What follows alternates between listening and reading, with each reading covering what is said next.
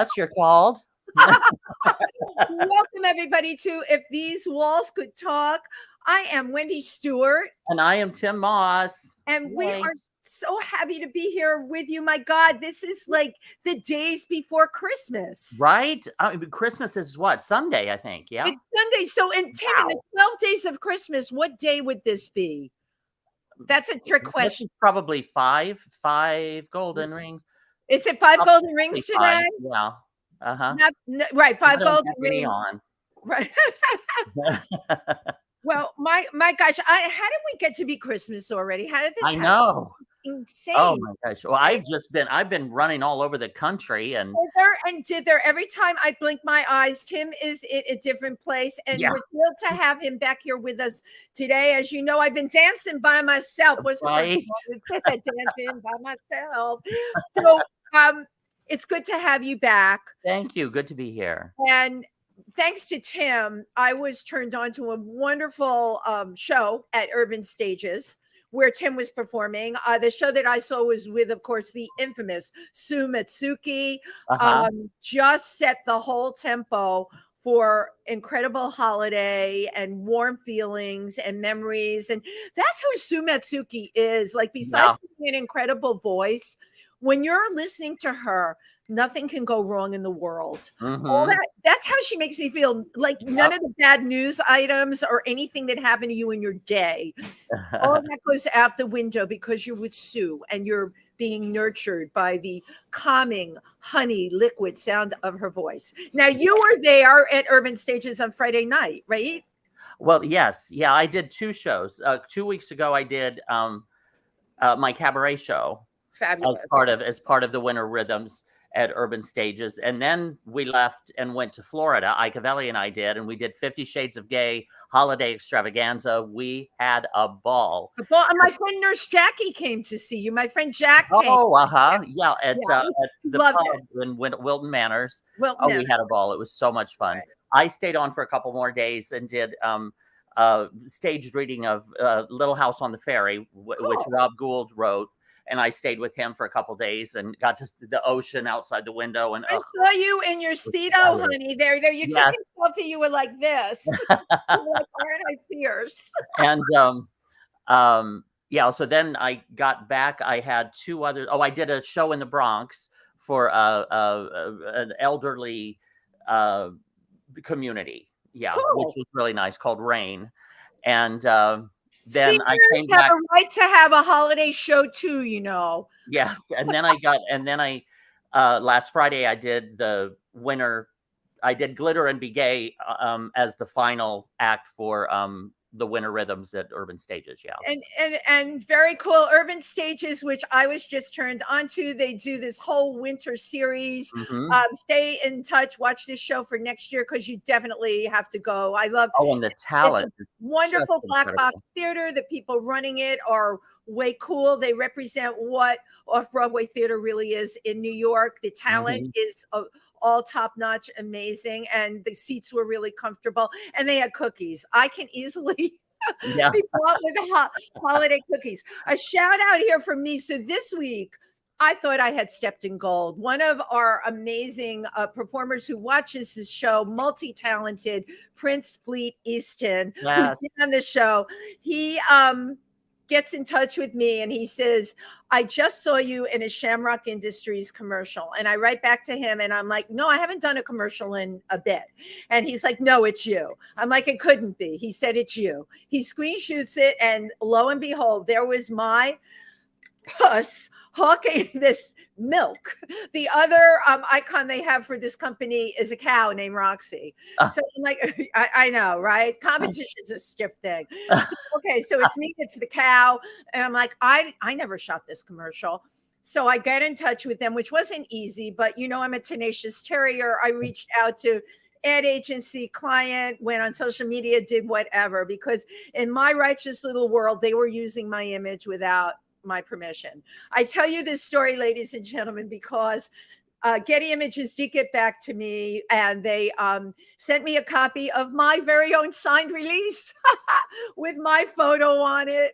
I signed that release in 2009, and basically I was looking for some coin. I got booked for a stock shoot for like $150 for the whole thing. And now it's a big commercial that I'm not even getting residuals on or anything. And that's the way the cookie crumbiolas. So be careful what you sign. That's Mama's words of wisdom. Yes, absolutely. So there you go. Yeah, last night I went to see my friend Susan Walter from Delaware. I think you know Susan. Aiden had his show, his appearance at Don't Tell Mama they had several different performers that night. It was really fun, really fun. It was so nice to see him on stage. Jed Ryan and Joe Aiello attended also, and then we all went out for a bite to eat afterward. It was so much fun. Cool. And Aiden is one to watch for. He's really a very talented kid. Yeah. But today after this broadcast, I'm going over to Columbia Presbyterian and getting my updated COVID booster finally. Oh, I'm so happy for you. This year, I was telling Chauncey, our producer, I was telling him beforehand, I said, so far this year, I've gotten the other COVID booster. I got 2 shingle shots, a flu shot, and now I'm getting the other booster. I mean, when I drink water, I'm like a sprinkler. I got so many holes. Tim Moss with all that live virus running through his body just like warms my heart at the holiday time of year when everyone is sneezing and coughing. I know I can count on Tim Moss because he's done everything right. Oh my gosh. So yes, I just wanted to say, did you have another announcement, or? I was going to have you make your announcement for us. Okay, that's what I was going to do. I appreciate everyone tuning in to If These Walls Could Talk with your hosts, Wendy Stuart and Tym Moss. And we will be back with our incredible guest, Laurie Towers. So let me tell you about today's guest. First of all, I wanted her on here for the longest time. From the moment I met her, she was promoting our incredible friend Rachel Hunter's book on Joy Lansing, or Rachel. Rachel has a bunch of names because she gets hacked on Facebook all the time. But her book is really incredible. And that's how I met Laurie Tower at the promo party, which we had at Stonewall, right? We keep it all in the family. And I wanted Laurie on the show for the longest time. I did not know at that point that she was a fierce bass guitarist, a radio host, a PR guru, that she represents some of the most amazing women who have been on this show. And I just absolutely love her. She is a mover, a shaker, and has the biggest heart in the world.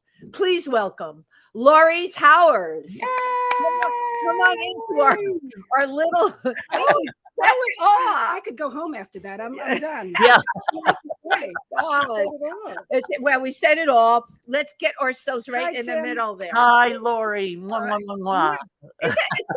You're so perfect to have on this show today. You can scoot over a little more. Do you have enough space? I do. There we go. I do. All those Christmas calories haven't ended up on my hips yet. So we still have room here. But wait till after the holiday.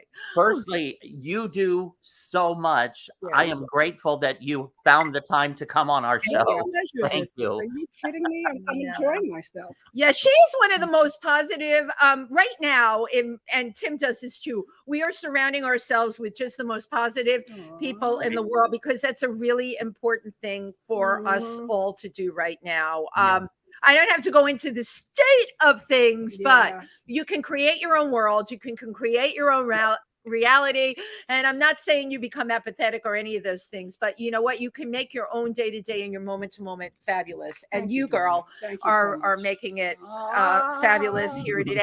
Thank you. Now, you've been doing PR a long time.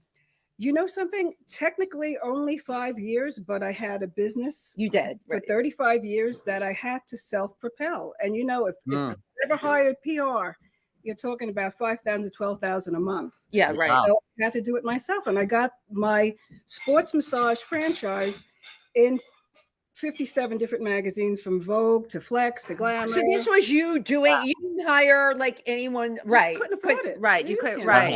Not that. No, we love stories of true entrepreneurs. Yeah, it's off. And the thing is, like anything else, selling is easy. I mean, think about when we were kids and you wanted to attract somebody, you got a toy that you knew they liked, right? And you played with it in front of them. Yeah, and you know how to sell instantly, and that's all it is. Everybody could sell.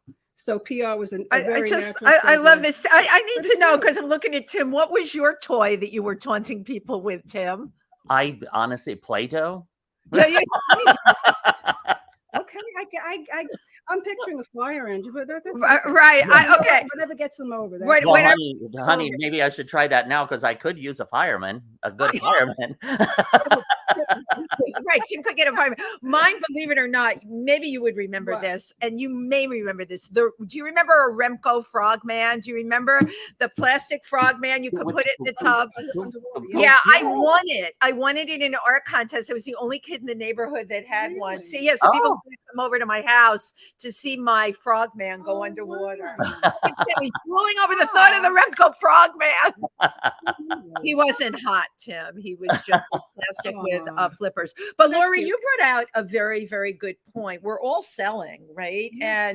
And you're right. When you are forced to do it yourself, so you were able to get placement in all of those magazines. Wow, that's impressive. Like showing up at the right parties, knowing the right people. Oh my God, taking chances, right? Taking chances, schmoozing, and boozing. That's and staying with it, because it could never stop. You can't say, "Well, I'm going to do it just this month." Right? It's ongoing. So it's been 35 years of that. My God, I told you she was hardcore. I said you're fierce, and you're right that it's the 35 years, because people all the time, I have this said to me all the time, why are you working so hard? You're the same. Like, do they think like if I stop working, it'll all go away? Every single thing that no, people just don't get it. But you like to work, though, don't you? I'm a Capricorn. Okay, there you go. Yeah. I love to work, but it's like, we focus on something. I always tell people, keep your eye on the prize. So you started out doing this fitness thing. Okay, why that? My degree is in exercise science, and I just added massage on for an extension of something else. Make yourself more dimensional. And within, I would say, 6 months of me taking that board exam, it took off. Wow. And it was never intended. I never minded. I loved what I did, but it was just like all of a sudden you're getting invited to these parties. New York Magazine is doing a feature. Then Glamour comes in, then Allure. And before you know it, you're here. Right. And enjoyed every inch of it. You loved every inch of it. Yeah. I have to ask, how much of it, though, because I'm listening to what you did and I'm looking at you, how you look, super beautiful woman. Aww. So that is it. What Laurie created to me is a package. And about packages, Tim. All of us are marketing ourselves as packages there. So they had the whole package with you. Besides the degree, you could talk. You looked gorgeous and slim. And you were someone, when you talk about fitness gurus, you look at them and I'm sorry, but this is all marketing. You have to look a certain way. You have to, your clients want to know that they're going to do what you're telling them and they're going to come up looking like you. Well, the truth is, if you're in the health industry, you do have to look it. Right. You just do it. You have to walk the walk. You have to look like everything you're saying on your resume. Right. It's only fair that's the case. Right. So so it was easy. And working out is my drug of choice. Every day before I even consider anything business-wise, I'm working out. So that could be 4 o'clock in the morning, 6 o'clock in the morning. I can't work. I work out 4 times a week. I can't do it at 4 o'clock in the morning. If that's the only time I could do it, I have to do it. Sometimes though, you're at clubs. Sometimes you're coming in at 4 in the morning. Well, not that late, but you know what? Goes right to her weights. You know what? This is my thought. This is going to get me from where I have to go. I love it. So if I have to run for a train, it's going to let me do it. If I'm going to have to run up a couple of stairs, I have to do it. Same. And I just turned 60. So, and I say that boldly. This is how 60 could look. Your body doesn't have to break down.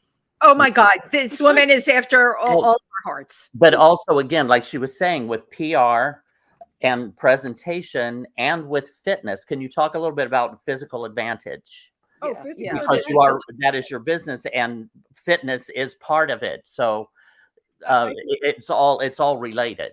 I think that the nice thing about physical advantage is what I didn't like in massage therapy is it was looked at a very certain way. You got that whole massage parlor stigma. Right. So I wanted to go out and change the face of massage therapy. So Physical Advantage was pretty much all we did with sports and dance related injuries. So I had an office on Broadway. All the dancers came after the shows. I had trainers working with me. I had, and all we did, if people called me up and said, can you just do my feet? And I would say, well, are you a runner? What's wrong with your feet?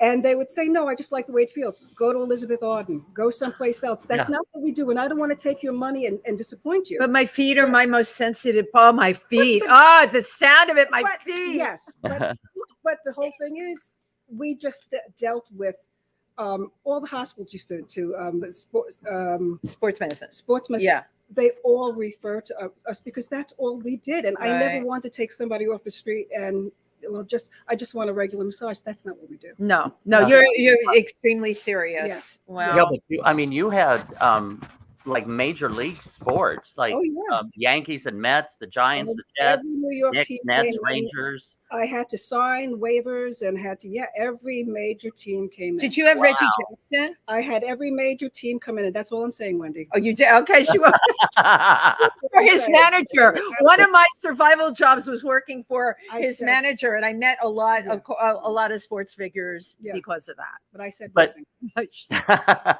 But it also, I mean, it wasn't just sports. You also had a lot of stage performers from Martha Graham and American Ballet Theater, Alvin Ailey, and even the Radio City Rockettes. Absolutely, absolutely. I love that you mentioned the Rockettes because first of all, it's this time of year. This is really their time of year, their Christmas show. In the modeling world, of course, I knew a number of Rockettes because a lot of them moonlighted as models when they weren't Rocketting. But what people don't realize, the wear and tear on their bodies is ridiculous. It's not a great thing to go into because long term it looks good on the resume. That's what I always say. I mean, they are probably the most handsomely paid dancers you will ever find, as they should be. Add up the shows that they do, and you're talking about the Gold Line is doing 6 shows a day. Wow. So then you start factoring in what they're actually making, but it looks good on a resume. Right. Yeah. But the wear and tear is now 2 years and 2 years. Okay, so I didn't even know that. Wow. It's just now tell us the difference between what you do at Physical Advantage as compared to, say, other massage or massage work. I always say we're not better.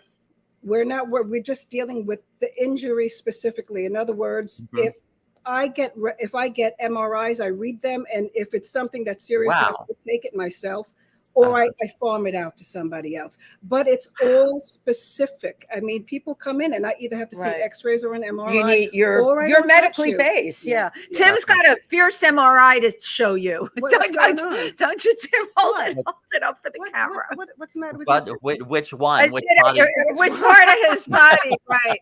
I just got over sciatica. That was so not fun. You're over it though. It's pretty much behind me. I'm not using a cane anymore. He was working. You heard all those jobs he was doing.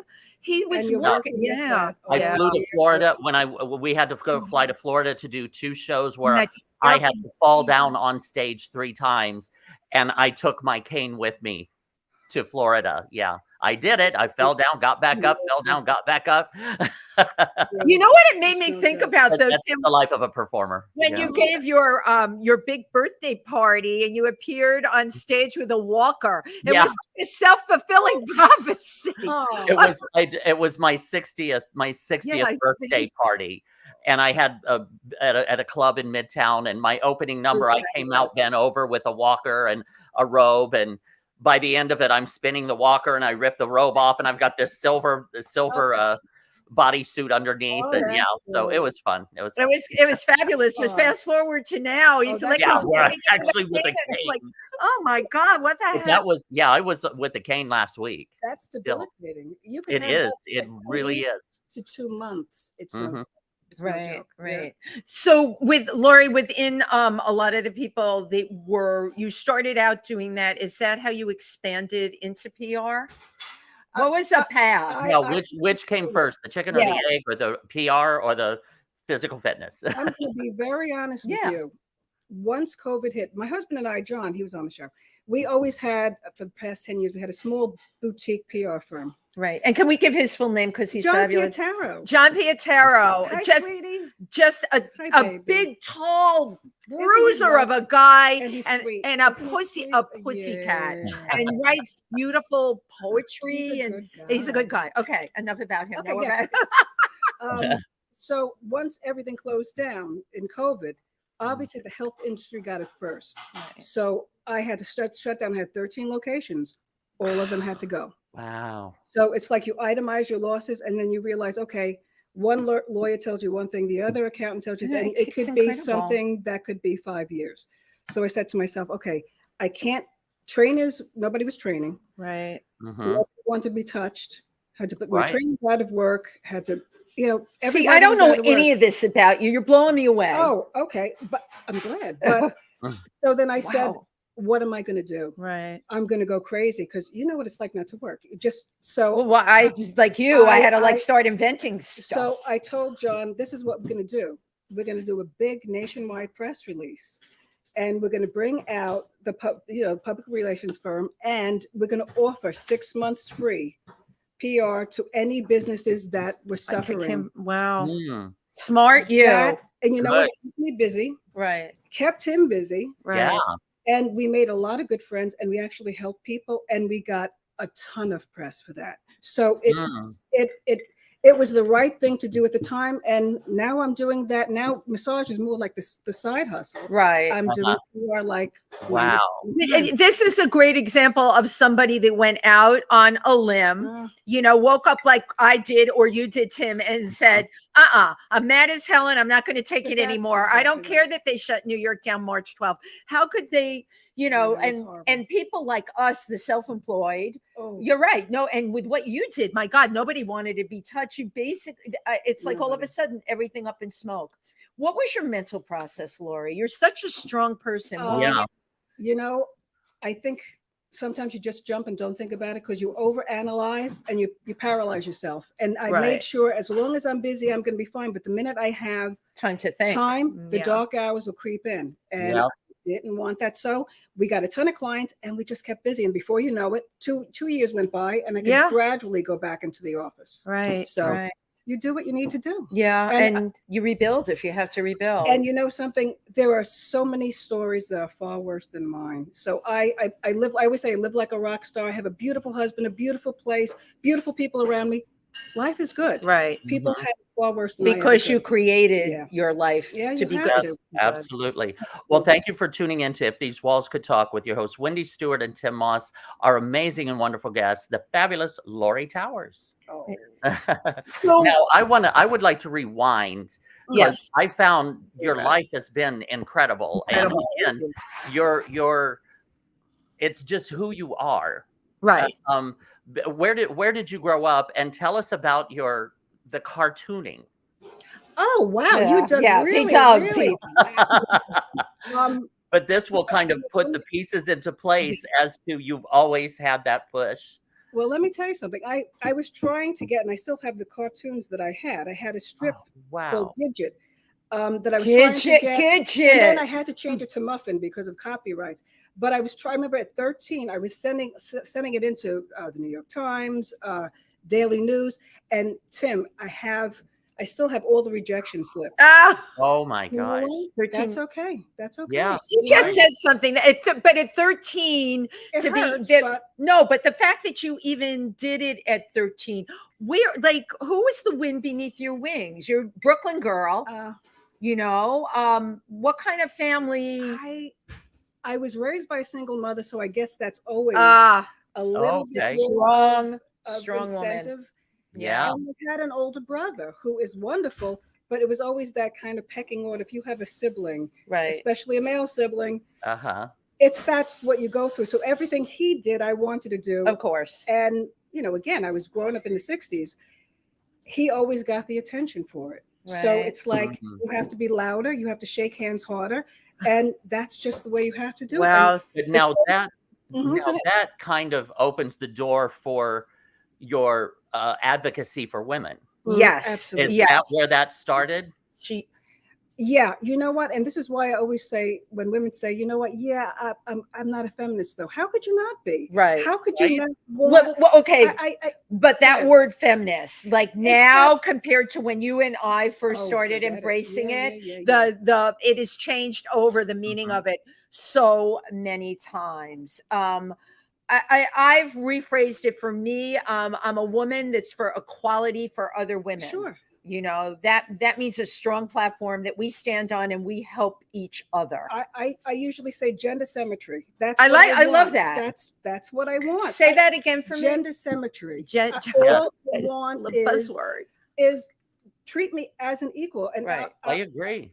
I'll be honest with you. If John has a flat, I'm out helping him.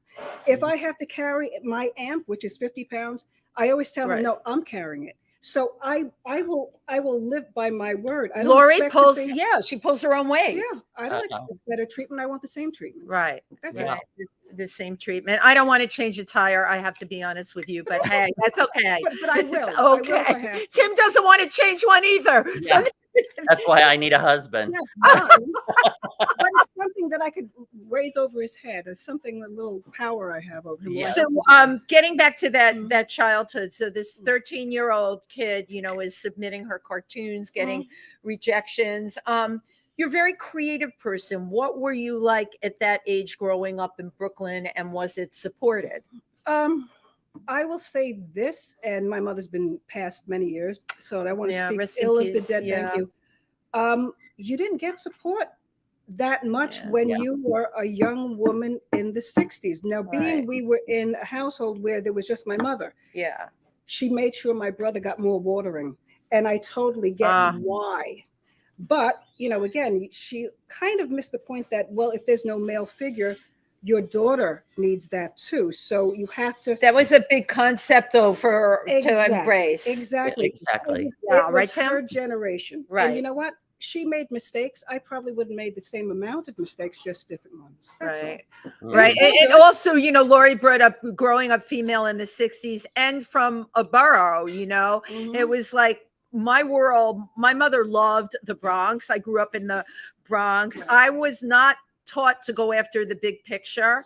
My sister was the photographic memory. I was the funny one. I was labeled the funny one from the time I was a kid. And I remember I had stars in my eyes. My mother was a Miss Connecticut 1935. She modeled with Lucille Ball in the city and Shelley Winters, whose name was Shirley Shrift at the time. I grew up with those stars in my eyes because I knew the Bronx. I wasn't supposed to be there. Now I look at all the great people we know from the Bronx and funny. The Bronx found me again through Tym Moss. But when you're that kid with stars in your eyes, the glamour and the way I saw what my mother had done, but that she did not have that in the cards for me. When I would talk about things like that, she would say to me, you need to get something you can fall back on. You need to get a job in the phone company. And I grew up, I don't know if your mother waved the phone company, but Tim, that was like, they hired women. You got a good paycheck. You could punch in. My sister-in-law worked for the phone company. Yeah. So Tim, there, you know, it was considered a good job. And I'm like, no, Wendy's not going to work for the phone company. No, absolutely not. I started going to model agencies at 15 years old and was turned down. As you got your rejection letters at 13, I was turned down by every single model. They would say to me, where's your mother? Yeah. My mother wouldn't come with me. Wow. So what propelled you, Laurie? You had the older brother. Your mother didn't give you 100% backing because moms often didn't in those days. What makes Laurie? Well, yeah, because I mean, your mother coming from her generation, just wasn't done. Right. No. Thank you, Tim. It wasn't. No, and she came from a huge Italian family. Right. So you know, the girls, and when you were saying that about your mother, at least your mother told you to get a job. Right. Women in my family, she's going to get married. It'll be fine. Right. Yeah. So at least and the embellishment of your brother. Look at us. We're in psychoanalysis again today. We always end up there. But it's true. But it is, and I knew you were Italian, the cultural thing in your family, the boy, you put it, well, even in Jewish families, you know, the son, the boy, the prince, the girl's going to find a husband. Or I remember growing up with the words, grab yourself a rich guy. Oh my God, I would never tell my daughter that, Yeah. I'm like, but now on the other flip of the coin, look at today. Look at all the accomplishments and how far they've come. Granted, there's still a long way to go. Oh, absolutely. Absolutely. It's not perfect, but we're better than we were. And that women are running corporations.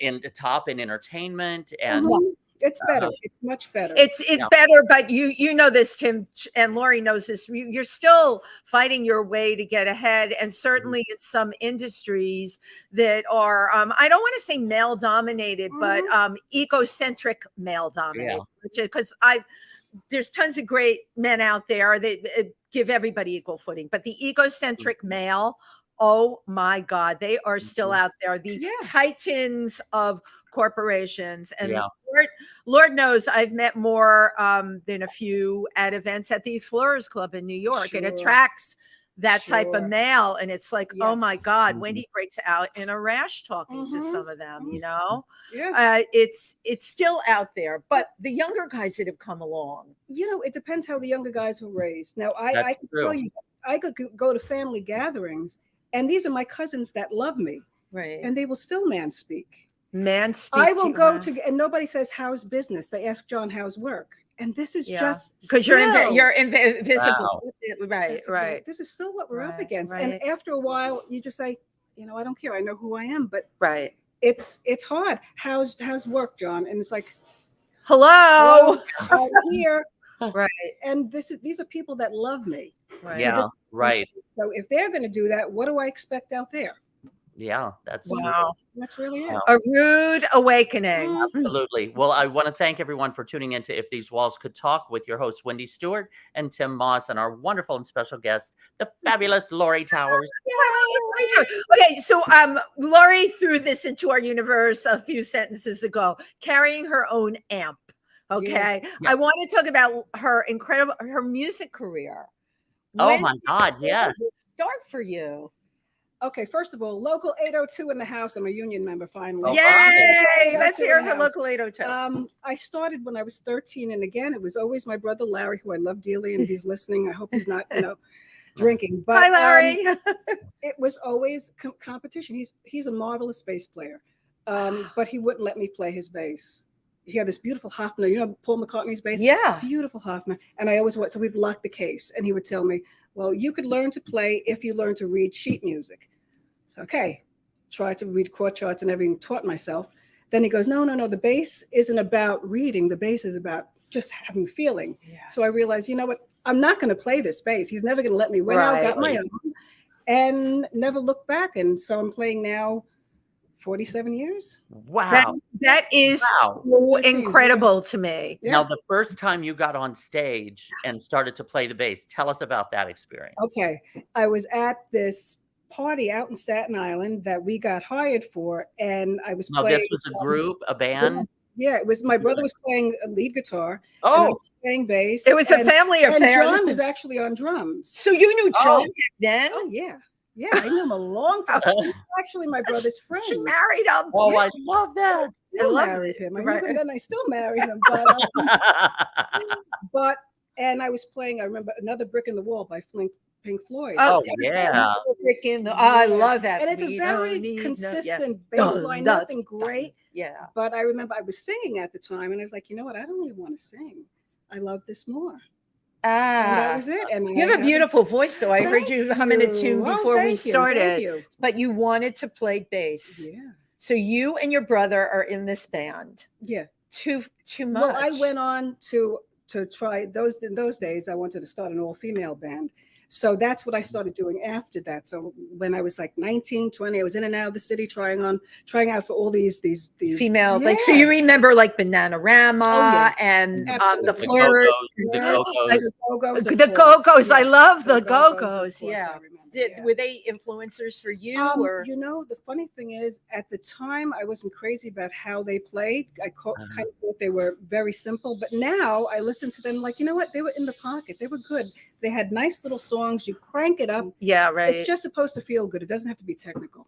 Oh, oh my God, I love that. Right. The hell with technical. No, well, that was one of my questions, was what genre? Was it jazz? Was it pop? Was it? I would say more funk, fusion, jazz. Oh, but I love great pop. I mean, Carol Kay is probably my favorite bass player, and she's the bass player that you've heard all your life. She was a studio player. She's still with us. She's still doing it. But funk is all about the bass. It's all about the bass.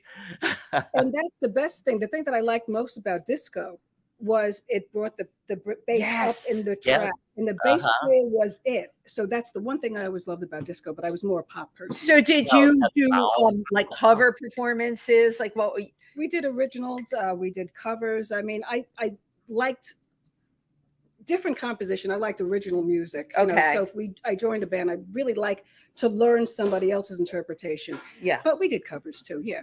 But when you play covers, there's not a lot of freedom.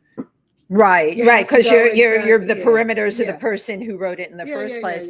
So being female, being a bass player, what kind of obstacles did you come across? Everything from walking into a Sam Ash and having every possible salesperson come running over. Do you need help with that, honey? Do you want me to plug that in? And Laurie told them where to put that plug. The thing is, now when I walk into a music shop with John, they'll look at us both. How can we help you? But then it was always, how can we help you? And he'd be over there, I'd be over there. But now it's a little bit better. But what I do now is when I plug in, I'll just crank it up and I'll do what I have to do. And usually there's another bass player there who makes his a little louder. So I just stay there. You want to play chicken with me? I play. It's like a pissing contest. And you know what? And there's no reason, because there's room for everybody. You know, there's absolutely. Everybody. It doesn't have to do that. But if you're going to do that to me, I'm going to, I'm staying on. And again, I love your being. I love that you fitness was always kind of more the man's thing. Yeah. Bass player, always sort of the man's thing. You know, you have walked in to these manscapes, right, and took over. You just did it. I love that about you. Thank you. And again, you have so much to teach other women from your experiences, and that's why you're like the perfect advocate. Thank you so much. Thank you. It's, you know, the truth is, and I tell my goddaughters, I tell my nieces, you know, ask why. If somebody tells you, well, you can't do that. Oh boy, that's a biggie. Ask why. Why exactly? It doesn't have to be a fight. If you're not, I'm more confrontational, but if you, well, why is it just for women? Why? I mean, we're not hearing that much anymore. Right. Well, this is just for girls. But if you think that a dialogue is going in that direction, ask why. Yeah, the why though can be very unnerving for that person. That is because then you get back, why are you being confrontational? I just had an incident before I came here asking for money from my model agency, and they keep they don't I'm like a hot potato to deal with, because like Laurie, I'm honest. I'm like, okay, why is this taking long? I will always ask the why. I've raised my daughter that way, and she's heard my conversations on the phone with clients, and when I'm trying to get, even with doctors' offices, okay, if you're not being clear, I'm going to call you out on it, you know? And then you get that little pause of silence at the other end of the phone as they try and comprehend, and then you will get your answer. But you know what? I find as a female, you got to keep pushing. You got to keep pushing. You got to go the extra mile. And even in the medical industry, I always tell women, you have a right. When you go into a doctor's office, don't she hit the nail on the head with that, right? Because again, older doctors, and there are a lot of wonderful progressive new doctors who are male that do listen. Most doctors of that generation don't, and they dismiss you and keep at it. If you know something is wrong, you keep going. Take it to another doctor. Take it. But doctors very easily corrupted half of women's health just by being dismissive and not listening. Right, by being dismissive. That's what we have to learn. Right. Absolutely. Yeah. Whoa. Well, Again, thank you for tuning into If These Walls Could Talk with your hosts, Wendy Stuart and Tym Moss, our wonderful and special guest, the fabulous Laurie Towers. Oh my God, she's just got me infused. I want to go out to the street and shout out something. I'm mad as hell and I'm not going to take it anymore. Speaking of shouting. What was that? Wasn't that Tim? That was Network with George C. Network. Yeah, from Network. I'm mad as hell and I'm not going to take it anymore. Right. But speaking of shouting out, tell us about Raising the Bar. Oh, She's Raising the Bar. She's Raising the Bar, was a podcast that I started 10 years ago. It was originally the Bridal Body Shop, and that's a business I had. Right. I've got brides and grooms in shape for the wedding. I love it. And I had a show treatment that I was handing around to different, I wanted to make it into a reality show. So that didn't work. So I said, you know what? Let me start this blog, this radio show. And we changed it. When Trump got into office, I said, you know something, I think we have to do something more specific. And my co-host at the time, Elite Ziegelman, said, you know something, why don't we do something a little bit more feminist? And it took off. There you go. Right. So. Well, it just seems you instinctively have your hand on the pulse. What do you think that is? Is it an epiphany that you get, or a light bulb that goes off, or you just purely, there are some people that are just purely instinctive and know what to do at the right time? I think it's a little bit of instinct and not being afraid to try something. Being afraid to try. That's a biggie. I love that. Yeah. I mean, what's the worst that could happen? If I get humiliated, it's happened before. It'll happen again. I don't really worry about that. But staying in one place is the perfect storm for failure. Moving forward never is. My God, never is. I need a book from this woman. I do. I need to know. It's one page. No, it's like this is Laurie Towers, the codes I live by. Wow. Sharing my day-to-day success with all of you. I love it. We got the title. We got the. It's a TV movie of the week. It is. Well, listen, if Harry and Meghan can do it, I mean, come on. Have you seen that?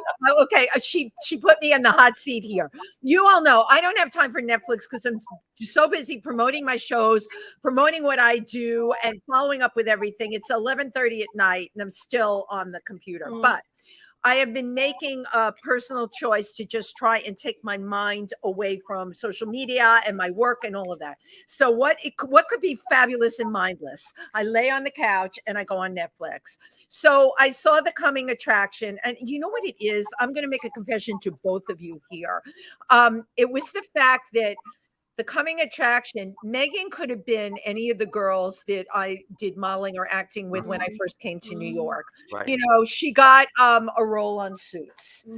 All right. Oh, okay. And she did have a legitimate. And then she parlayed her life into something spectacular. And the only other person I knew that did that, I was at the same model agency, and this is a true story, with Marla Maples. And it was Filer Models. And all, I would take the train to my go-sees. You know what a go-see is when you go meet a photographer. Marla started driving up in a limo. And I'm like, what is up with that? And somebody told me, and I knew her. I'm like, hey, you must be dating somebody really important. And she said, I am. Someone told me she met Trump at Marble Collegiate Church, because that was where you went to find a rich guy. My mother was right. Oh my God, I should have listened. He was at church? I bet that's what I was shocked about. Marble Collegiate, though, was like, it was church, but, it was like, models went there to meet wealthier men. Okay. So that being said, I was really interested in Meghan's story because she was a normal girl. Like I'm a normal girl. You're a normal girl. I don't always use the word woman. Yeah. So it interested me. And then I got hooked. I watched the first one, and then it rolled into this. That night I watched all three in a row. And I hate confessing this. I was looking forward to the following week with the three new ones, which I watched too. And sum total of the whole thing, I mean, you know what? Good for her, but it's got nothing to do with the rest of us. But I will say, in the terms of reality show trashness, I think they may have outdone the Kardashians because they've got the whole thing with the Kardashians don't have the royal family. Come on, you guys, the royal family is like you could go on forever with the conspiracies with the royal family, and that's what their 6 episodes. There's so much alluding. The stuff we all heard about Diana, it's all there. So anyway, if you have nothing else to do over the Christmas holiday, have a glass of wine or light up a doobie and watch all 6 episodes. It's only 6. I love Laurie. It's only 6. Yeah, so far there's only 6. Anyway, that's mine. But we have a fascination with. Don't know why. Oh, for me, because our country has a fascination with the royals. We just do. Well, it's they always say like that's how the other half lives. I guess. It's the other half. It's the fantasy, right? It's the total. We got a lot of comments on here. Yes. Well, first, we need to wrap up this segment right now. Tell everybody where how they can find out more about you, about Laurie Towers. LaurieTowers.net.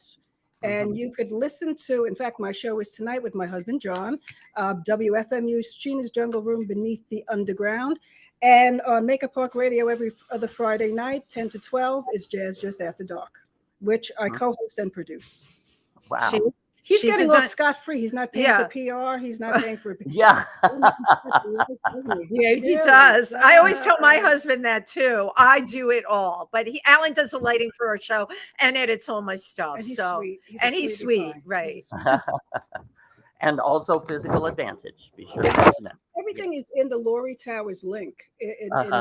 I have the Physical Advantage. She's raising the bar. I have my performance. Everything's there. So it's LaurieTowers.net. And her website, I have to say, is very concise. It's easy to navigate. You can go on. Yeah, that's really important.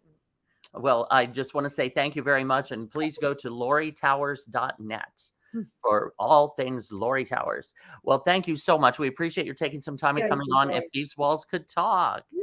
Thank you. Yay. And we'll be right back. Okay. Now, the hat's coming off. The hat come off. And chat for a little while. We're still on the air. And we're still on the air, and we have a lot of comments. I'd like to. Can you clear? I can't see the comments. Who am I? You would, because I can't see it. Okay, good. Let me see. Okay, well, we've got Apollo Cabrera says great show. Nice. Stephanie from Boston says hello. Hi, Stephanie. Sue's Genero from Sue's GX. She's an amazing designer. Sue's. She wants you to do a book. Oh, and a shout out from Prince Fleet Easton. Don't mess with Aunt Lucy. So that's the character I was in the commercial. Thank you for tuning in and blowing the whistle. Aunt Lucy. Our good friend Joe Preston says, Laurie, you look fabulous. Oh, she does. You. Hannah Q says, always nice to hear the stories of strong women. Hannah Johanna is an amazing choreographer, a dear friend of mine, and a mover and shaker. Yeah, and Hannah also says, no wonder you still love frogs, Wendy. And also for Wendy, Apollonia Cruz from the Bronx, she says, I'll change your tire, Wendy. Gotta have friends. Yeah, gotta have friends. Apollonia Cruz also said that you're lovely. I love Apollonia. Absolutely. Now, our friend Joe Preston, he also said, is Towers a stage name or a shortened family name? That's Laurie Towers is my name. That was this. And there's a funny story when my husband and I were getting married, I had to announce to his family that I wasn't taking his name. It was a big thing. Yeah. So because that's a big Italian name. God, I love that. My father-in-law, may his soul rest in peace, I adored him. But in the beginning, it was like one of those, butting heads. And I walked up and I said, we're getting married in 2 months. I hope you understand that I won't be taking your son's name. And he was like, oh, what are you? Jesus Christmas. I never heard of that. Are you kidding me? And I had to say, well, that's a nice tradition based on male supremacy. But that didn't. Italian father did not go over well. No, but I also said, but I could be a very good part of this family. without taking his name. Right. Because if I'm going to take his name, he's got to take mine. And, I could see my, right. Though, that you were asking of him. It was, but you know something, later in life, I mean, the last time I saw my father-in-law in the nursing home, he passed 2 years ago, March 17th. And I said, I love you. He said, I love you too. So that's how far we came. Yeah, absolutely. The difference in people. So you have always just been so progressive. Really, like way ahead of of the curve of your time. It didn't always make me friends, but I stayed true to myself, and that's really right. Exactly. Well, at the end, you've always walked. You've always walked to the beat of your own pace. Right. You always have your own truth. And ironically, tonight I have Karen Haycox, the head of Habitat for Humanity, coming on Triversity Talk. Oh, good. And of course, researching her. Same damn thing, strong, truth seeker, not afraid to open her mouth. And the work that she's been able to do and the changes, it's amazing. Since I made the decision to surround myself with strong women, they are coming like magnets to me. And that is what I need at this point in time. That's exactly right. In my life. And I always say strong people are developed when we're not made. Yeah. We're strong because we keep getting up. We don't advertise the amount of times we fell. Right. You'll never know it. Well, okay. So that's going to bring me to you as a PR person. With PR, right, we have to put the best of who we are out there. And we know what to do when that happens. But how do you deal with like just the utter bull of some people that you have to deal with? Because you're right, we get pushed down, we get back up, but there are people that will never acknowledge the push down, and they do it around other women in particular. Like life is just always fabulous and a bowl of cherries for them, and you want to take that person and smack them upside the head and say, get the hell real already.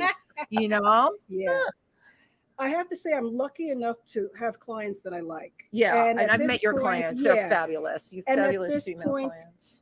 I don't have to take on the work. Right. I do have other streams of income. So if I feel we're not going to mesh or we don't agree, I mean, a political disagreement I could deal with. Of course. But if there's something morally reprehensible, I won't take you on. It's money. It's that's blood money. Right. Yeah, I just don't. Right.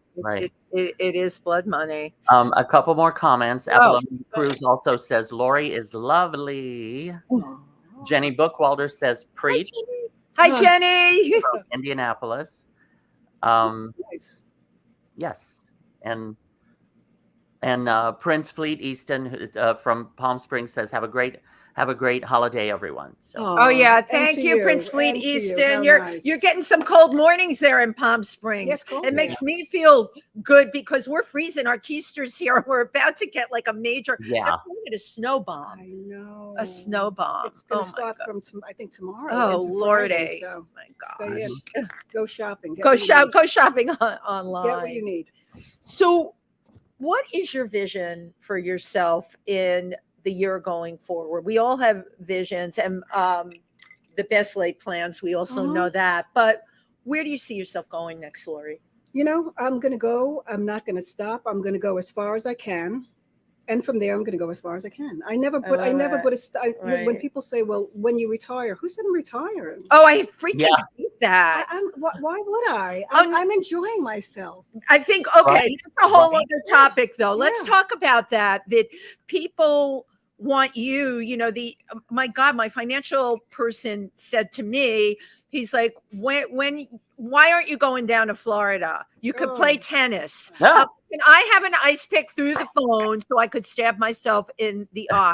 What makes you think that I haven't spent X amount of time getting to where I am now? I am going to reap those rewards. You better believe it. And so are all the people that are in my world. Where does this come from? The golf course and the tennis? It's the expectation, other people's expectations of, well, if you're at this, and didn't you notice that all through life? People, oh my God, they were asking me when I was young, when are you getting married? Like getting married to have children and all of this. Well, then when the gay thing, then, I mean, people, they're just constantly pressuring you all throughout life Yes. based upon their experiences. It's their criteria, right, Tim? It's their criteria. Societal structures. And right. For men, for women, and eventually we're all oppressed until we move forward. And that's really it. I could do a million T-shirts with this woman. I think we should open a T-shirt. There's another thing. There you go. Book. We have T-shirts with sayings of empowerment. Yeah, absolutely. But it's true. People tend to judge you by their own criteria. And Tim, you know what? I'd be a liar to say every now and then, when I am a human being, when I've been on the subway 8 times in one day. Now, thank God, as Laurie and I were saying, there's more police on the platform. Thank God. But when I've had those really New York gritty days, like bad auditions, clients that you did something for that you think maybe that was a job and you should have gotten paid for it, and you don't. When you have that, I think about, that suggestion of the golf course or the tennis court. And then I have to say to myself, Wendy, look at yourself. You're on a live stream with Christmas lights on. That's who you are. Right. No, right. And you don't need to wear the Christmas lights, but we're people that live our life in the bling. And by that, I mean the energy, what we get from talking to other people, performing. We're people. Right. We're people. Yeah. And we're mad as hell, and we're not going to take it anymore. Yeah. Well, you know what? People are genuinely unhappy with their lives, and they want to project it. I have to say, I wake up every day. I can't wait. You do. I can't wait to see what will happen next. And of course, bad days, but for the most part, it's life is wonderful. Absolutely. Right. What is that what is that line from Mame? Life is a buffet. Right, it is. And most poor suckers are starving to death. That's because the buffet is laid out before you, but you got to get your ass up and go get it. Yeah, and sample it. That's what that buffet is for. Well, I was saying to somebody the other night, at the end of the day, you never know if tomorrow is promised to you. Thank you. You just don't know. So the bottom line is, all of us, maybe many years from now, are going to be spoken of in the past term. All of us. So do it now. Do it right. Clean up whatever you have. Any problems you have, clean it up. Enjoy what's here, because we just don't know from one day to the next. We do not know from one day to the next. And the more I talk to this woman, I'm like, this isn't meant as an insult. You would be an amazing life coach. And up until hearing what a lot of the people I know that do life coaching, it's like, seriously, who told you should be a life coach? Your life is so screwed up. And now you took a course and got a certificate, and you're going to tell other people. But you, my dear, thank you. You, my dear, you're an extremely supportive person, and you push the positive stuff out there. I try. And wisdom. You've got life wisdom. Thank you. Right. That we appreciate your sharing with us. And you shared it with us. A couple other yes. DX also says, yes, do a book, please. Yeah. You do the book. Thank you. I thought that one was very important. And our good buddy Ike Avelli says, happy holidays. Happy holidays. I love Ike. Ike is amazing. He and I went to Florida and did 50 Shades of Gay. And he's incredible. Oh, and while you're talking about Ike and everyone, December 28th, right here at PANGEA, where we're streaming, it is 27. Thank you, Tim. He keeps me honest. It's a Tuesday night, 9:30. Kobe Cole is having his nouveau riche holiday party here. It's going to be a great show, and a whole bunch of us are coming. We'll be in the audience. Just come and party with us, folks. Yeah. If you're watching this, that's going to be a fun night. This is a hard time of year for a lot of people. It really so is. I'm inviting you here. It's like a $5 cover. You'll have the bartenders are great. You'll have a wonderful show. The talent is off the chart in every one of Kobe's shows. Every one of Kobe's shows. So please come here on December 27th at 9:30 at night. Okay, I got it right. Jesus Christ. I'm having a blonde moment. So what is next? What is your next adventure? I'm having a great time with the shows. I'm bringing the other one back. In fact, next week we're doing a fitness show with Tammy Lee Webb of Buns of Steel and Abs of Steel. So, that's huge. I love that. Yeah, right. She's great, and she's been on the show. We do like between holidays and New Year's resolutions, because a couple of years ago I did Glamour magazine's fitness resolutions. And, you know, truthfully, in fitness, nothing really changes. It's just a really lifestyle changes. So people are going for these fad diets that really don't work. They just make you feel like something. They feel like you're in control. That's what it. That's all it is. That's all it is. So do you have any suggestions? Like, again, I turned 61 this year. Oh, God bless you. What's that? God bless you. Oh, well, thank you. And the body just isn't what it used to be. Never is. So I have to adjust. Yeah, exercise. I've had to constantly evolve, especially the past couple decades. You know, and any suggestions? Just maybe stay within our boundaries, or you know, our boundaries kind of change as we age. You know, the truth is metabolism after a certain point does slow down. So that's just the way it is. And we lose muscle mass. And when you lose muscle mass, that actually slows it down more. And that's why I always tell women, think about having muscle mass, because that will burn the extra. Right. You gotta like you gotta. Women don't want to hear it. It's like, I don't want to look like that. But that's the truth. You're right. But if you can find something, a sensible diet, nothing, low carbs, low fat, lean protein, and move. That's it. Because it's got to be something you're able to do every day. Because when people say, I went on a liquid diet and I lost weight. Okay, you lose weight on chemo too. I'm not suggesting that. It doesn't make sense. You have to live. Have one day that you have pizza or chocolate. Oh my God, I so agree. One day, but be sensible. Be good to your body. That's really it. Right. Yeah. And then there's ways you can always get things sucked out. I mean, the bottom line. No, I totally, you know, anyone who knows me, I totally believe in all of that. And I think my next platform is going to be being the best you can be, because I do the working out, I do all that. I feel amazing. But you're right. You do reach a certain age. And now it is absolutely, they can blow you up like a goddamn cream puff now. But not that it looks good, but you don't have any more wrinkles. I always say, try to stay away from anything white, rice, breads. Your plate should be colors, vegetables. Healthy stuff. Nice, lean pieces of meat. That's what it should look like. It shouldn't be any. People say, well, I eat a lot of corn. Well, corn's a starch, so stay. And corn is supposed to not have any value to it, but it tastes good. That's about it. It tastes good, right? Right. It's that's about it. And Tim, Tim does so much walking. He goes across the George Washington Bridge. How many times? I live up near the GW Bridge, so I walk over that and back, and I rehearse at the same. I sing and practice. I just sing my heart out. Good. Yeah, and I do that like about 3 times a week, usually 3 to 4. And with your sciatica, I guess that well, with the sciatica, I hadn't done it but I did it Monday and Tuesday, and today on Wednesday. Oh, am I feeling it? Well, walking is. But I'll do it again tomorrow before the cold comes in, and then I should be good for the weekend. Before the storm comes in, do it. Yeah. I agree. Yeah, I keep weights at home. I have weights at the gym. I do the elliptical trainer, and but I love working at it. And I know why you love it too. Right? It just makes me feel good. It makes me feel like I'm in control. And she's right. You know, we're New York City girls running up and down subway stairs. All right, running all over town, and you know, I can't just be laying and throwing bonbons up in the air. That's not my personality. And also another thing is, because there are those days where you just don't feel like it. I just don't feel like it. But if you push yourself to do it, you feel so much better. Right. That's exactly right. And look at you. You were hither, dither, and yonder with that sciatica nerve. And I have such tremendous respect for you as a performer anyway. But the fact that I know I used to have chronic back pain. I know what it's like.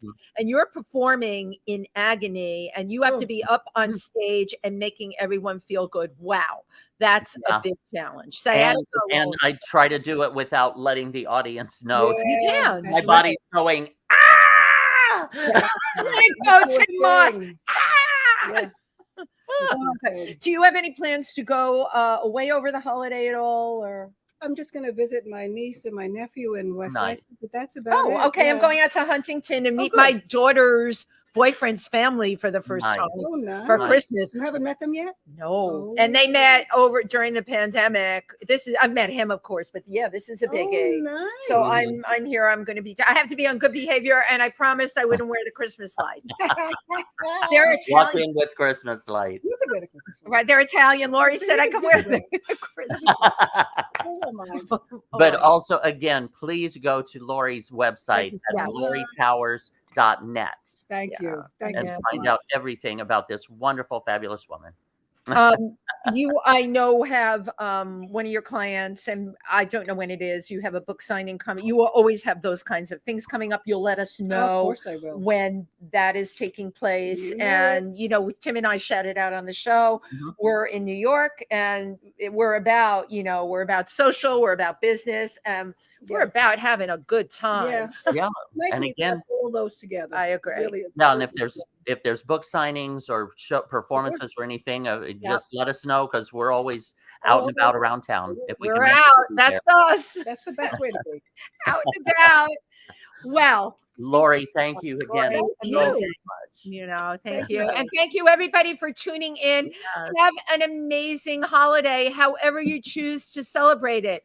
There's no pressure. If you want to stay home and sit on the couch and watch Netflix, the Harry and Meghan story, you do that. Just have a whole bottle of wine with you. Believe me, it's better if you're like a little tipsy. You'll like it better. But also reach out to people that you know that may be alone this holiday. Absolutely. It's really important to remember that, you know, and share the love. Okay. Because we're all in this together. Amen. So, amen. Happy holidays, everybody. Bye-bye. Happy Kwanzaa and happy Merry Happy Christmas. Hanukkah. Happy Hanukkah.